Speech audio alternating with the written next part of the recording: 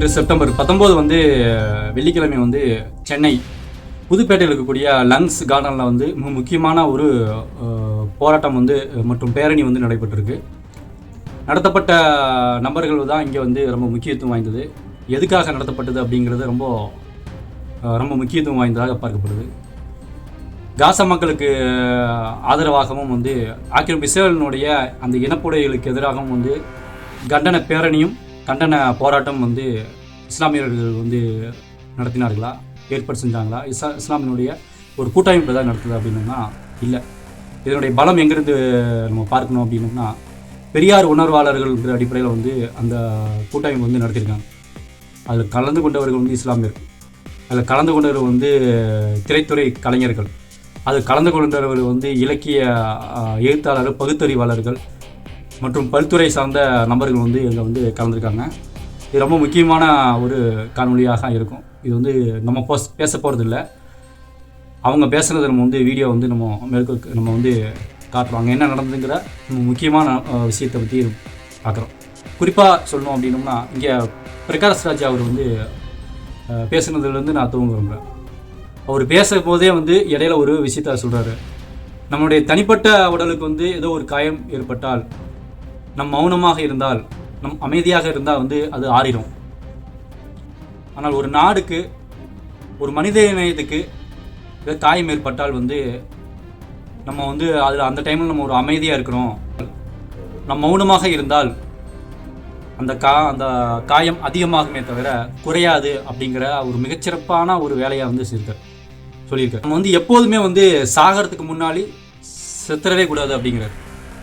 நான் ஆரம்பத்துலேருந்து சொன்ன விஷயங்கள் என்ன அப்படின்னோம்னா, இது யாருக்கு பொருந்தும் அப்படிங்கிறது நான் வந்து அடுத்த வீடியோவில் நான் சொல்கிறேன். இந்த வீடியோவில் வந்து அந்த முக்கியமான நபர்கள் வந்து அவர்களுக்கு பெரிய ஒரு சல்யூட். என்னென்னா, மிகப்பெரிய ஒரு எங்கேயோ நடக்கக்கூடிய ஒரு இனப்படுகொலைக்கு, வயது வித்தியாசம் இல்லாமல் நடத்தப்படக்கூடிய இந்த இனப்படுகொலைக்கு எதிராக களமாடுறது, அது ஒரு இடத்துலேருந்து வந்து பங்கேற்கிறது அப்படிங்கிறது ரொம்ப முக்கியத்துவம் வாய்ந்தது.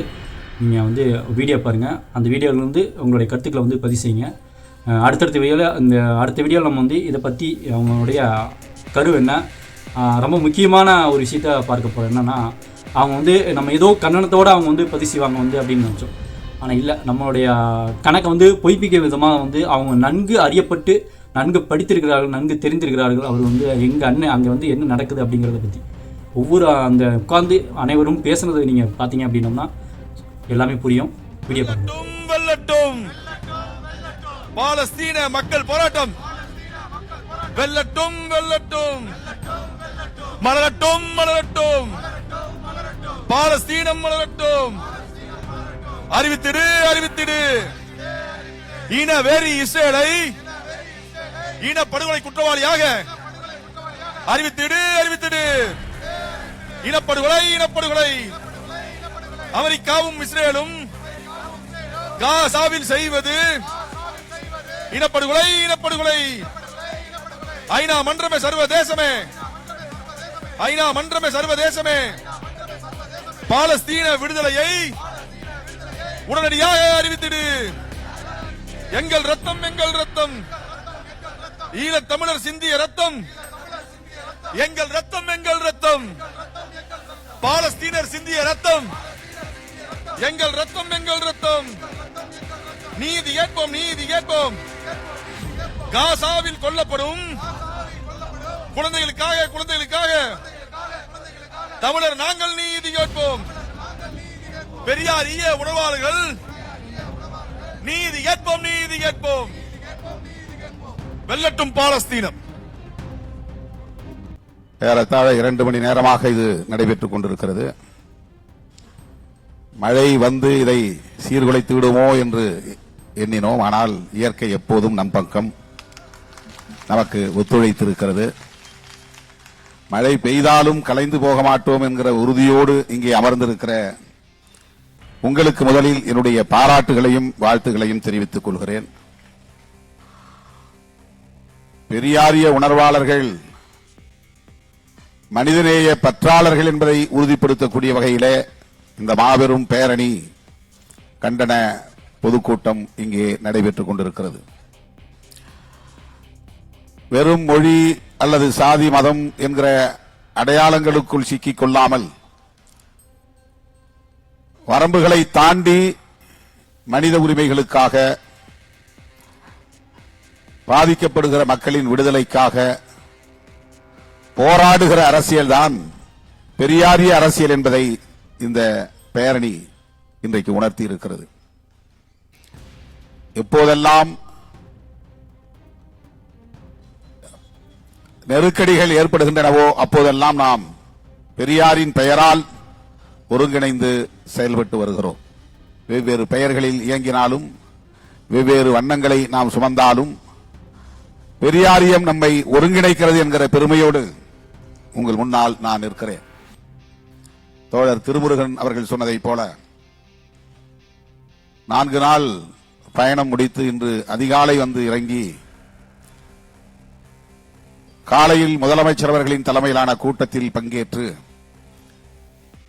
1 மணிக்கு மேல் அங்கிருந்து நடிகர் ரோபோ சங்கர் அவர்களின் இல்லத்திற்கு சென்று அவருக்கு அஞ்சலி செலுத்திவிட்டு இந்த பேரணியில் பங்கேற்க வேண்டும் என்கிற பேராவலோடு நான் வந்து கொண்டிருந்தேன்.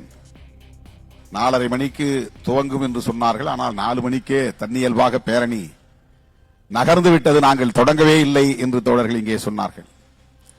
அந்த அளவுக்கு எழுச்சியோடு தன்னியல்பாக திரண்டு வந்து இந்த பேரணி நடைபெற்று அமெரிக்க ஏகாதிபத்தியத்தின், இஸ்ரேல் சியோனிசத்தின் மக்கள் விரோத போக்கை கண்டித்துக் கொண்டிருக்கிறோம். இந்த பேரணி கண்டித்துக் கொண்டிருக்கிறது. இதில் பங்கேற்று உரையாற்றக்கூடிய இந்த வாய்ப்பை எனக்கு வழங்கியமைக்காக இந்த கூட்டமைப்பை சார்ந்த நிர்வாகிகள் அனைவருக்கும் என்னுடைய நெஞ்சார்ந்த நன்றியை உரித்தாக்குகிறேன். பாலஸ்தீனம் விடுதலை பெற வேண்டும், இஸ்ரேல் ஆதிக்கம் தகர்த்தெறியப்பட வேண்டும் என்கிற குரல் இந்த மேடையில் வலுவாக ஒலித்திருக்கிறது. யாசர் அராஃபத் அவர்களின் தலைமையிலே பாலஸ்தீன விடுதலை இயக்கம் பல 10 ஆண்டுகள் போராடி உலக நாடுகளின் ஆதரவை பெற்று தமக்கென்று ஒரு நிலத்தை மீட்டெடுத்தது என்றாலும் கூட அது இன்னும் உறுதிப்படுத்தப்படாத நிலை இருக்கிறது. இஸ்ரேல் பிரிட்டிஷ்காரர்களால் உருவாக்கப்பட்ட ஒரு ஆக்கிரமிப்பு நிலப்பகுதி. பாலஸ்தீனத்தை நாடில்லாமல் உலக நாடுகள் முழுவதும் சிதறி கிடந்த யூதர்களுக்காக முதல் உலகப் போரின் போது பிரிட்டிஷ் ஆட்சியாளர்கள் இப்படி ஒரு நிலப்பரப்பை உருவாக்கி யூதர்களுக்கென்று இதுதான் அவர்களுக்கான நிலம் என்று அறிவித்தார்கள். அதை வரலாற்றிலே பால்ஃபர் டிக்ளரேஷன் என்று குறிப்பிடுகிறார்கள். உலகமெங்கும் பிரிட்டிஷார் காலடி வைத்த இடங்களிலெல்லாம் இதுபோன்ற எல்லை பிரச்சனைகள், நாடு விடுதலைக்கான போராட்டங்கள், வன்முறைகள், படுகொலைகள் என்று தொடர்ந்து கொண்டே இருக்கிறது. இன்றைக்கு இந்தியாவுக்கும் பாகிஸ்தானுக்கும் இடையிலே நடக்கிற யுத்தமாக இருந்தாலும் சரி, இலங்கை தீவிலே சிங்களவர்களுக்கும் தமிழர்களுக்கும் இடையிலே நடக்கிற பிரச்சனைகளாக இருந்தாலும் சரி, இன்றைக்கு பாலஸ்தீனத்திலே இஸ்ரேலியர்களுக்கும் பாலஸ்தீனர்களுக்கும் இடையிலே நடக்கிற இந்த பிரச்சனைகளாக இருந்தாலும் சரி, இவை எல்லாவற்றிலும் யுனைடெட் கிங்டம் என்கிற ஆங்கிலேய ஏகாதிபத்தியத்தின் அரசியல் இருக்கிறது. அவர்களால் திட்டமிட்டு திணிக்கப்பட்ட ஒரு நிலப்பரப்பு தான், புதிய நிலப்பரப்பு தான், புதிய தேசம்தான் இஸ்ரேல் என்பது. பாலஸ்தீனம் இஸ்ரேலியர்களால் ஆக்கிரமிக்கப்பட்டிருக்கிறது, சியோனிசவாதிகளால் ஆக்கிரமிக்கப்பட்டிருக்கிறது என்பதுதான் வரலாற்று உண்மை. காசா ஸ்ட்ரிப் என்றார்கள் இங்கே பேசுகிற போது. அது ஒரு நகரம். ஆனால் அந்த நிலப்பரப்பு ஒரு கீற்று போல, ஒரு வெள்ளரிக்காய் பிஞ்சை வெட்டினால் எப்படி இருக்குமோ அதுபோல ஒரு சிறிய பகுதி, 10 கிலோமீட்டர் அகலம், 40-45 கிலோமீட்டர் நீளம். சென்னையிலிருந்து மாமல்லபுரம் வரையில் என்று ஒரு உதாரணத்திற்கு நாம் புரிந்து கொள்வோம். 40-50 கிலோமீட்டர் நீளம் கடற்கரை ஓரம், ஒரு 10 கிலோமீட்டர் அகலம், அவ்வளவுதான் மொத்த நிலப்பரப்பே காசா ஸ்ட்ரிப் என்பது. ஸ்ட்ரிப் என்பது ஒரு கீற்று என்று பொருள். காசா என்பது ஒரு நகரத்தின் பெயர். அவ்வளவுதான். ஏறத்தாழ 20-25 லட்சம் மக்கள் வசிக்கக்கூடிய பகுதி. உலகத்திலேயே மிக அதிகமான அடர்த்தியோடு கூடிய ஒரு நகரம் காசா என்கிற நகரம். ஒரு புறம் மத்திய தரை கடல், எப்படி இந்த வங்கக்கடல் இருக்கிறதோ அது போல ஈசிஆர் OMR ரெண்டையும் சேர்த்து ஒரு அகலம் ஒரு 10 கிலோமீட்டர் வைத்துக் கொண்டால் கூட ஈசிஆர் ஒட்டி இருக்கிற கடல் வங்கக்கடலை மத்திய தரை கடல் என்று வைத்துக் கொள்ளலாம். மாமல்லபுரத்திற்கு அந்த புறம் இப்போது தெற்கு. ஆனால் வரைபடத்திலே காசா ஸ்ட்ரிப்புக்கு வடக்கே, கிழக்கே, தெற்கே என்று பார்த்தால் தெற்கே எகிப்து இருக்கிறது, வடக்கேயும் கிழக்கேயும் இஸ்ரேல் இருக்கிறது. ஒரு சின்ன நிலப்பரப்பு. இந்த காசா ஸ்ட்ரிப்பும் வெஸ்ட் பேங்க் என்கிற மேற்கு கரையும் சேர்ந்ததுதான். இந்த இரண்டு வேறுபட்ட நிலப்பரப்பை தான் இப்போதைக்கு பாலஸ்தீனம் என்று சொல்லுகிறார்கள். அந்த மேற்கு கரை என்பது ஜோர்டானுக்கு ஒட்டி ஓடுகிற நதியின் மேற்கு கரை. அதுவும் இன்றைக்கு இஸ்ரேலருடைய கண்ட்ரோல்ல தான் இருக்கு. அதனுடைய ஒரு பகுதியில் மையத்தில் தான் ஜெருசலேம் இருக்கு. ஜெருசலேத்தில் மேற்கு ஜெருசலேம் கிழக்கு ஜெருசலேம் ரெண்டா பிரிச்சு, மேற்கு ஜெருசலேம் இஸ்ரேல் கண்ட்ரோல்ல முழுமையா இருக்கு.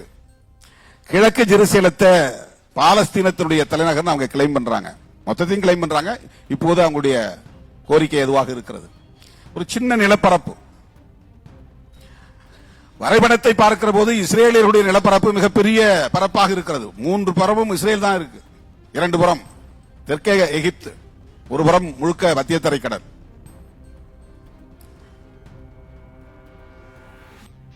இந்த நிலையிலே ஹமாஸ் என்கிற ஒரு இயக்கம் தோன்றுகிறது. எப்படி ஈழத்திலே LTT என்கிற ஒரு ஆயுதம் தாங்கிய விடுதலை இயக்கம் உருவானதோ அப்படி அங்கே ஒரு இயக்கம். LTT என்கிற இயக்கத்தை பயங்கரவாத இயக்கம் என்று அமெரிக்கா உள்ளிட்ட நாடுகள் எப்படி முத்திரை குத்தி மக்களிடமிருந்து அந்நியப்படுத்தி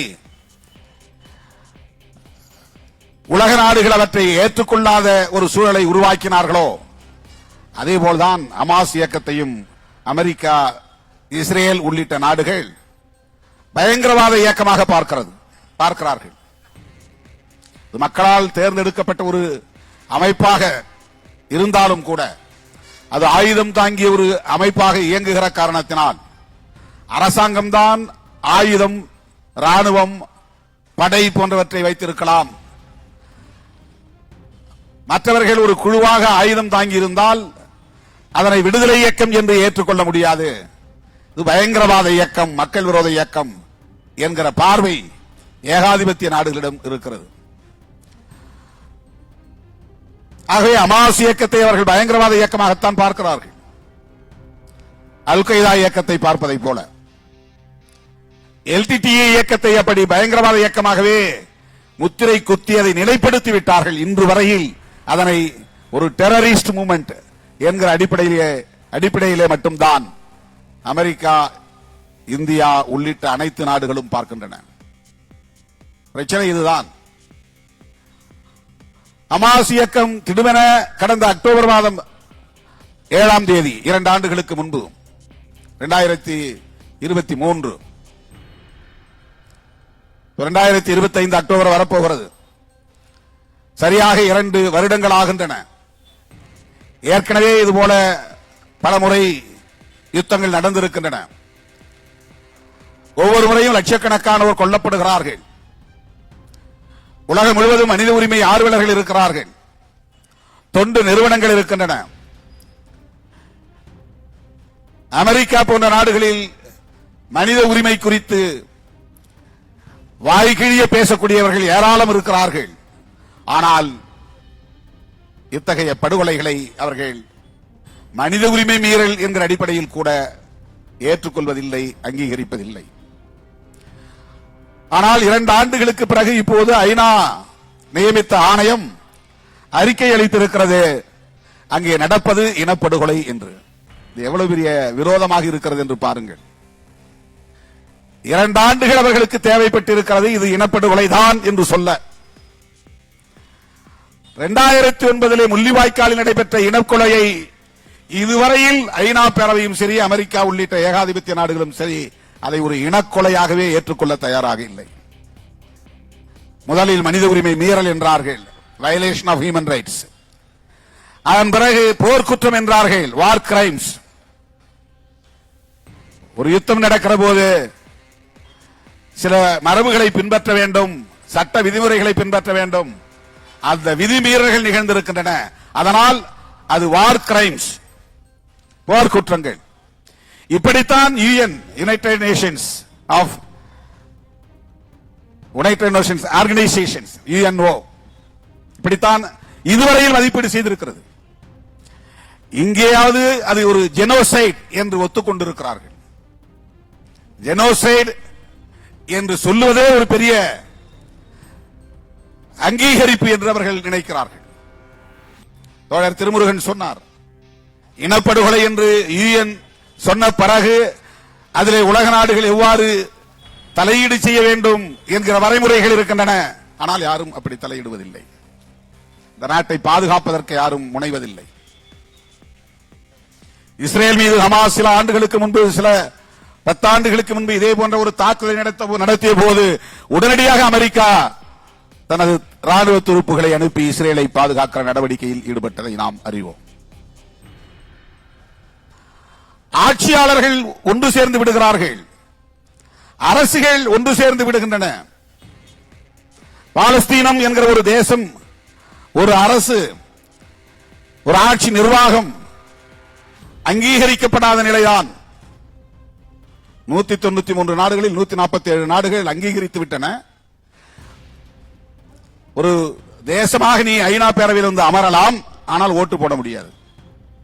பெர்மனன்ட் அப்சர்வர் ஸ்டேட், அந்த ஸ்டேட்டஸ் தான் கொடுத்திருக்கிறான்.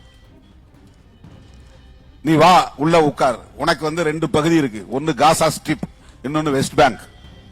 அது இடையில இஸ்ரேல் இருக்கு. 2 ஒன்னா சேர்ந்து இல்ல, பக்கத்துல இல்ல. இடையில இஸ்ரேலுடைய நிலப்பரப்பு இருக்கு, அந்த பக்கம் வெஸ்ட் பேங்க், அதை தாண்டினா ஜோர்டான், சிரியா. ஆக இந்த நிலப்பரப்பை பாலஸ்தீனிய நாடாக நாங்கள் ஏற்றுக்கொள்கிறோம். ஆனால் உனக்கு இங்கே உட்காருவதற்கு மட்டும் இடம், ஓட்டு போடுவதற்கு உனக்கு உரிமை இல்லை. இப்படித்தான் அங்கீகரித்திருக்கிறார்கள். அப்படின்னா இது எப்படி ஒரு தேசமாக, ஒரு அரசாக, ஒரு ஆட்சி நிர்வாகமாக ஏற்றுக்கொண்டதாக பொருள்படும். எத்தனை லட்சம் பேர் கொல்லப்பட்டார்கள் என்பது அல்ல பிரச்சனை. என்ன நோக்கத்தோடு இவர்களை கொல்லுகிறார்கள்? ஏன் அதை ஜெனோசைட் என்று சொல்றான்? CID முடியுது பாருங்க, சைடு அப்படின்னா கொலைன்னு அர்த்தம். ஹோமிசைடு, பெஸ்டிசைடு கேள்விப்பட்டிருப்பீங்க. கல்பபிள் ஹோமிசைடு அப்படின்னு லாவில் படிச்சிருப்பாங்க. மனிதனை கொன்றால் அதுக்கு பேர் ஹோமிசைடு, பூச்சியை கொன்றால் அதுக்கு பேர் பெஸ்டிசைடு.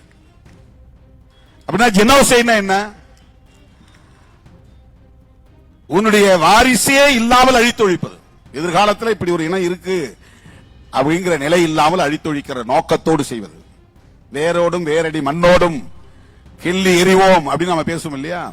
அது என்ன பொருத்தம்னா, 2 குரூப் அடிச்சுக்கிறானா, மோதிக்கிறவன் 2 பேர் அந்த டீம்ல இருக்கிற ஒருத்தர் வெட்டி கொலை பண்ணிட்டானா பிரச்சனை இல்லை.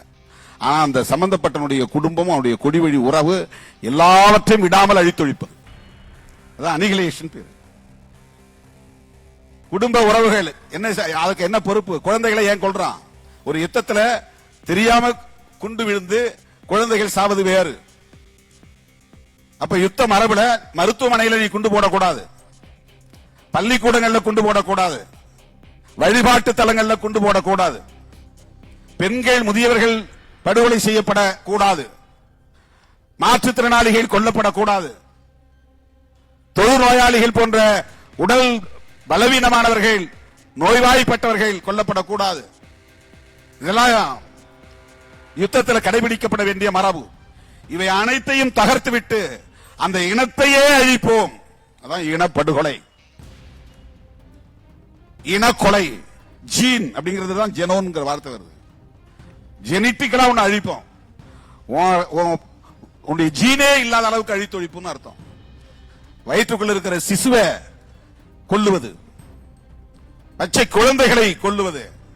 அவர்களுக்கு இந்த நாடு என்ன, யுத்தம் என்ன, இந்த மதம் என்ன எதுவுமே அவங்களுக்கு தெரியாது. ஆனால் அவர்களை அழித்தொழிக்கிறார்கள், ஈவிரக்கம் இல்லாமல் அழித்தொழிக்கிறார்கள். அப்படிப்பட்ட ஒரு யுத்தத்தை அவர்கள் நடத்துகிறார்கள். ஒரு பயங்கரவாத இயக்கத்தை அழிக்கிறோம், அந்த இயக்கத்தை நசுக்குகிறோம் என்று ஒரு இயக்கத்திற்கு எதிரான தாக்குதலாக மட்டும் இல்லை, அது ஒரு இனத்தையே அழித்தொழிப்பதற்கான தாக்குதல். அதனால்தான் அதுக்கு பேர் ஜெனோசைட், இனப்படுகொலை. இதை ஏற்றுக்கொள்வதற்கு UN என்கிற ஐநா பேரவைக்கு 2 ஆண்டுகள் தேவைப்பட்டு இருக்கிறது. வரவேற்கிறோம். ஆனால் அதற்கு பிறகு ஐநா எடுத்த நடவடிக்கை என்ன? ஏனென்றால் எடுக்க முடியவில்லை. ஏனென்றால் வீட்டோ பவர் கொண்டிருக்கிற, தன்னாட்சி அதிகாரம் பெற்றிருக்கிற, அதீதமான அதிகாரம் பெற்றிருக்கிற அமெரிக்க போன்ற நாடுகள் அதை இன்னும் ஏற்றுக்கொள்ளவில்லை. நீ ஜெனோசைட் அதை ஏத்துக்கிட்டா இவங்களை ஹமாஸ் இயக்கத்தை ஊக்கப்படுத்துற மாதிரி ஆகும், அவங்களை அங்கீகரிக்கிற மாதிரி ஆகும். இந்த சூழலில் தான் இந்தியா போன்ற நாடுகள் பாதிக்கப்படுகிற இந்த பாலஸ்தீனியர்கள் உள்ளிட்ட சிறுபான்மை இனங்களுக்கு, அங்க இப்போதைக்கு அந்த பகுதியில் நிலப்பரப்பிலே அவங்க பெரும்பான்மை, ஆனால் இஸ்ரேலியர்கள் பாலஸ்தீனியர்கள் என்று பார்க்கிற போது ஆட்சி அதிகார வலிமையோடு இருக்கக்கூடிய இஸ்ரேலியர்களுக்கு எதிரான நிலைப்பாட்டை எடுக்க வேண்டும், பாலஸ்தீனியர்களை பாதுகாக்க வேண்டும் என்பதுதான் நம்முடைய கோரிக்கை. இவற்றையெல்லாம் வேடிக்கை பார்த்து நாம் கடந்து போக முடியாது. நம்மிடம் இருக்கிற மனிதநேய உணர்வை காட்டுவதற்காக நாம் இங்கே கூடவில்லை.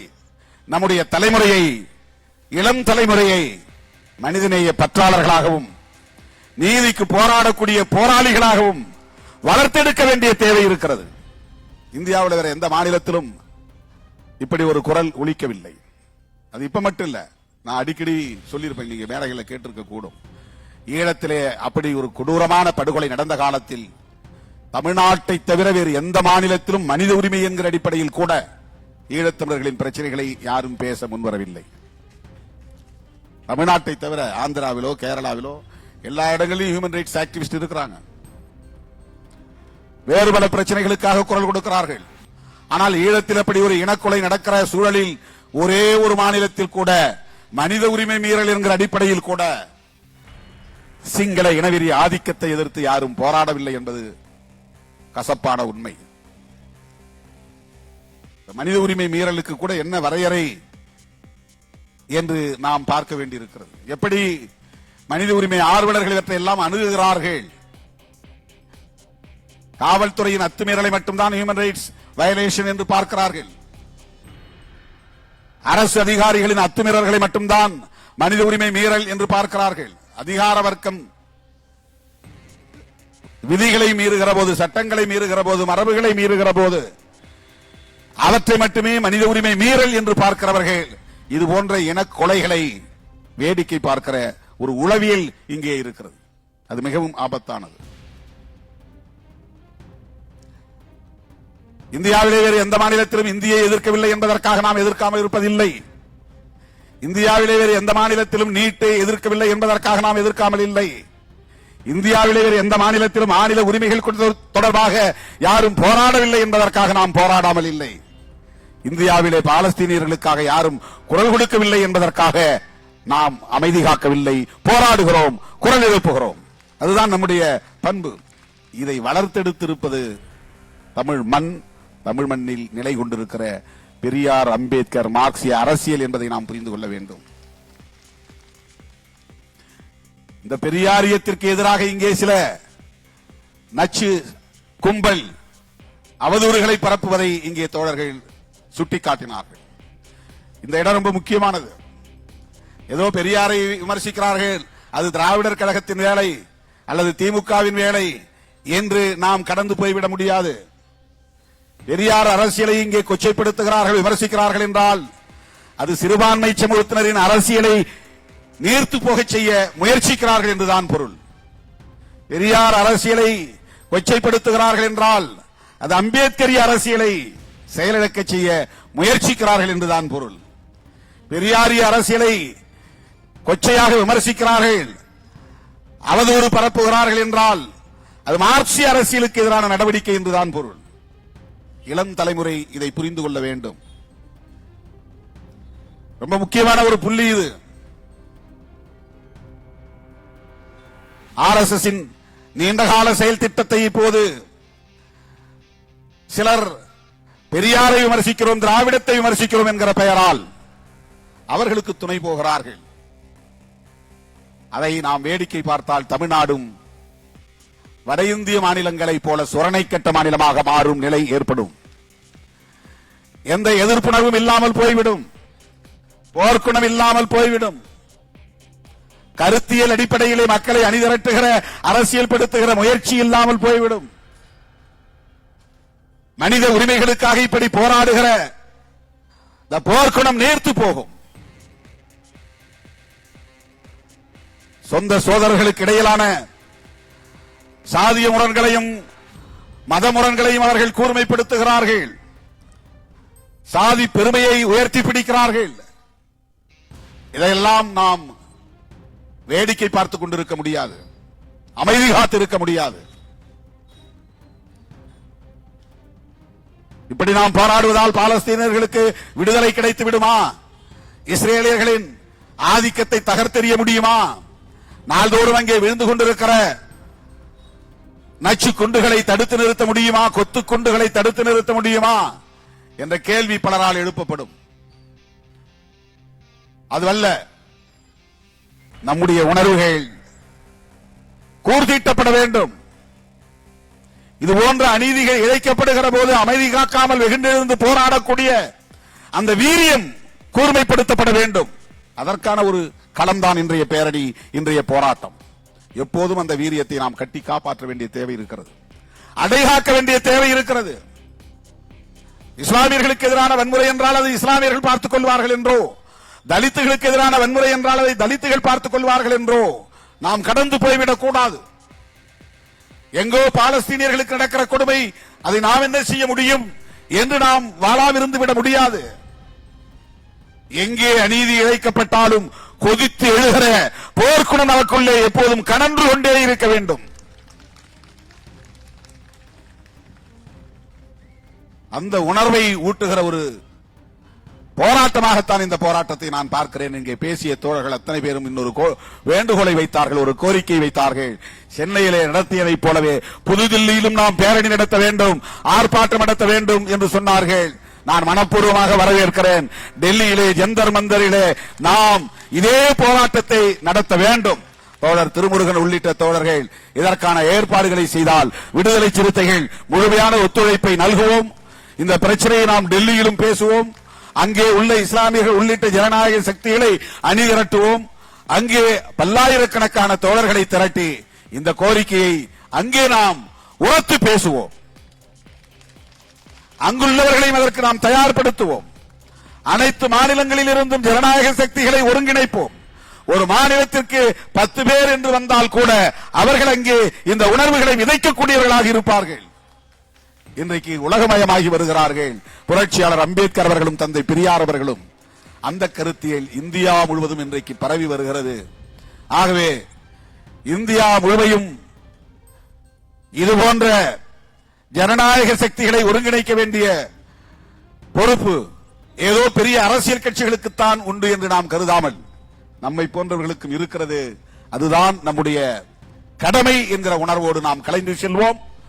பாலஸ்தீனியர்களுக்கு இழைக்கப்பட்டிருக்கிற அநீதி கொடுமையானது. அங்கே நடக்கிற கொலை, இனக்கொலை, அதை தடுத்து நிறுத்துவதற்கு இந்திய அரசு நீதியின் பக்கம் நிற்க வேண்டும், பாலஸ்தீனியர்களின் பக்கம் நிற்க வேண்டும். பாலஸ்தீனம் விடுதலை பெறுவதற்கு துணை நிற்க வேண்டும். இந்த தேசத்தின் குடிமக்கள் என்கிற முறையிலே இந்த அரசுக்கு நாங்கள் இந்த கோரிக்கையை முன்வைத்து விடைபெறுகிறோம். நன்றி, வணக்கம். ஒருங்கிணைப்பாளர் இளமாறன் அவர்கள் நன்றி உரையாற்றுவார்கள்.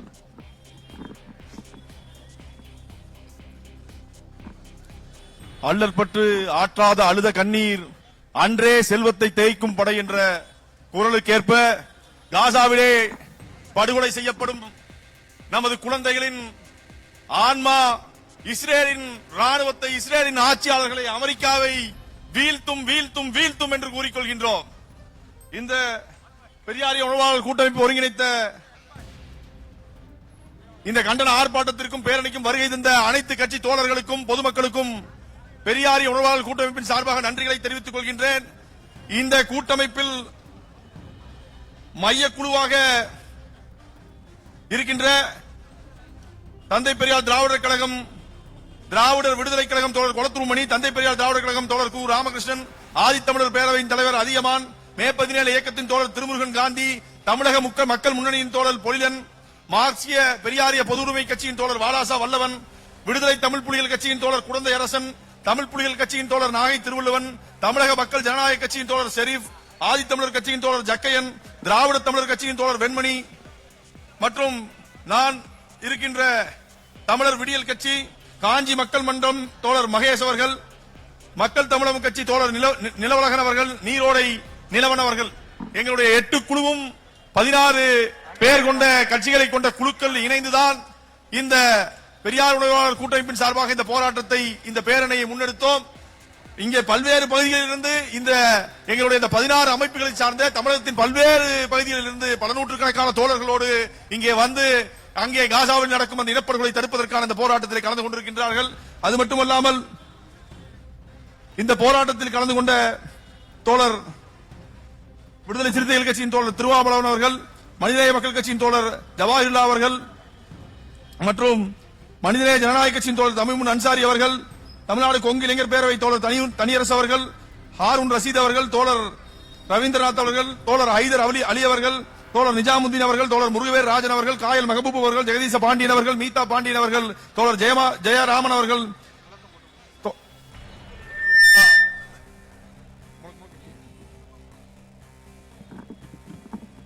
தோழர்களே, இந்தியாவிலேயே நாம் தான் மிக பெரும் திரட்சியான போராட்டத்தை இன்று நடந்து கொண்டிருக்கோம். இன்னைக்கு இந்தியாவில் வேற எந்த மாநிலத்திலும் எந்த நகரத்திலும் நடக்காத ஒரு எழுச்சியான போராட்டம். இஸ்ரேலோடு இந்திய அரசு ஒப்பந்தம் போட்டுக் கொண்டிருக்கக்கூடிய இந்த நேரத்தில் நாம் திரண்டு நின்று வழக்கம் போல தமிழ்நாடு அவர்களுக்கு எதிர்ப்பு கொடியை காட்டிக் கொண்டிருக்கிறது.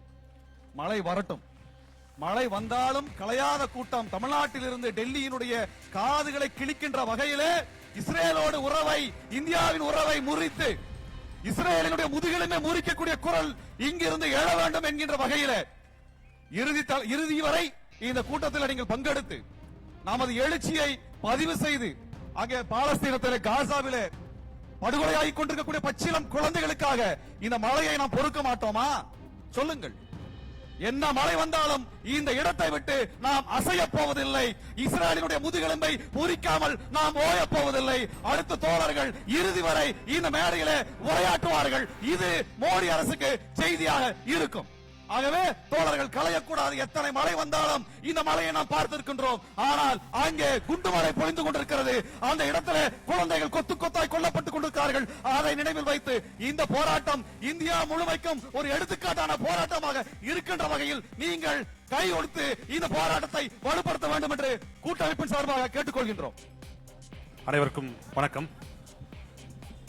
சுமார் 100 ஆண்டுகளுக்கு முன்பாக இன்றைக்கு நடைபெறக்கூடிய இஸ்ரேலின் ஆதிக்கத்திற்கு, பாலஸ்தீனின் நாட்டுக்கு எதிராக நடைபெறக்கூடிய ஆதிக்கத்துக்கு எதிராக அன்றைக்கு பிரித்தானிய ஏகாதிபத்திய அரசின் வெளியுறவுத்துறை செயலராக இருந்த பால்போர் அவர்கள் கொடுத்த ஒரு வரைவு சாசனம் சர்வதேச ஒழுங்குகளில் நேஷனல் ஹோம் என்கிற ஒரு புது வார்த்தையை அறிமுகப்படுத்தி இஸ்ரேல் என்கிற நாடு உருவாவதற்கு காரணமாக அமைந்தது. நாம் எல்லோருக்கும் தெரிந்த வரலாறு தான் அது. ஆனால் அப்படிப்பட்ட பிரித்தானிய அரசு இன்றைக்கு பாலஸ்தீனத்தை அங்கீகரிக்க முன்வந்து கொண்டிருக்கிறது. ஆனால் உலகத்தில் உள்ள நாடுகளில் பாலஸ்தீன அரசுக்கென, அந்த நாட்டிற்கென முதலாவதாக தூதரகத்தை அமைத்த இந்திய நாடு இன்றைக்கு முழுவதுமாக இஸ்ரேலின் பக்கம் போய் நின்று கொண்டிருக்கிறது. அதற்கு முக்கியமான காரணம், இந்தியாவின் எந்த பகுதியிலும் இன்று நடைபெறக்கூடிய அல்லது இஸ்ரேல் அரசின் ஏகாதிபத்தியத்துக்கு எதிராக, படுகொலைக்கு எதிராக, இனப்படுகொலைக்கு எதிராக எந்த ஊரிலும் நடைபெறாத ஒரு ஆர்ப்பாட்டமும் போராட்டம் தான் இந்திய அரசை இஸ்ரேலிய அரசு நோக்கி செல்ல வைத்தது. ஆனால் அதுக்கு முற்றுப்புள்ளி வைக்கும் விதமாக வழக்கம் போல் இந்தியாவிற்கு வழிகாட்டும் தமிழ்நாடு பெரியாரிய உணர்வாளர் கூட்டமைப்பு என்று மிகப்பெரிய ஒரு கண்டன பேரணி நடத்தி இந்தியாவை பாலஸ்தீன அரசு பக்கம் சாய வைப்பதற்கான முதல் முயற்சியாக அந்த முயற்சியை நாம் பார்க்க வேண்டும். இந்தியா நிச்சயமாக இஸ்ரேல் அரசுக்கு எதிரான ஒரு அங்கீகாரத்தை, இஸ்ரேல் கொடுத்த அங்கீகாரத்தை ரத்து செய்து பாலஸ்தீன நாட்டுக்கான அங்கீகாரத்தை கொடுத்தால் உலக அரங்குகளில் இந்தியா ஒரு ஒடுக்கப்பட்ட மக்களின் குரலாக ஒலிக்கும் என்பதற்கான ஒரு அழுத்தத்தை இந்த பேரணி கொடுக்கும். மனித இனம் இதுவரை கண்டிராத ஈழத்தில் நாம் பார்த்தோம், அமைதியாக இருந்தோம். ஆனால் இன்று கண் முன்னால் லட்சக்கணக்கான மக்கள் அங்கே காசாவில் மறைத்துக் கொண்டிருக்கிறார்கள். போரின் குண்டுகளால் மட்டுமல்ல, ஏற்பட்டுகிற வறட்சியாலும் உணவு பற்றாக்குறையாலும் ஆயிரக்கணக்கான குழந்தைகள் பலியாகி கொண்டிருக்கிறார்கள். அதை கவனப்படுத்தும் வகையில் இப்படிப்பட்ட ஒரு ஒருங்கிணைப்பை செய்த அனைத்து தோழமைகளுக்கும் நான் பாராட்டுகள் நன்றி தெரிவித்துக் கொள்கிறேன். இந்த குரல் ஓங்கி ஒலித்து இந்திய அரசை பாலஸ்தீன பக்கம் செல்ல வைக்க வேண்டும் என்கிற ஒரு உறுதிப்பாட்டை இந்த கூட்டம் எடுக்கும் என்று நாங்கள் நம்புகிறோம். வாய்ப்புக்கு நன்றி, வணக்கம். தோழர்களே, கிட்டத்தட்ட 200 இயக்கங்கள் ஒன்று சேர்ந்து உழைத்து இந்த பேரணியை உருவாக்கி இருக்கின்றோம். ஒன்றல்ல, இரண்டல்ல. இங்க மேடையில பங்கேற்க இயலாத பல தலைவர்கள் இங்கே பெருந்திரளாக உங்களோடு அமர்ந்திருக்கிறார்கள். அனைத்து தோழர்களும் தங்களது கண்டனத்தை பதிவு செய்வது என்பதை இயன்ற அளவு முயற்சித்துக் கொண்டிருக்கின்றோம். காரணம் என்னன்னா, நாங்க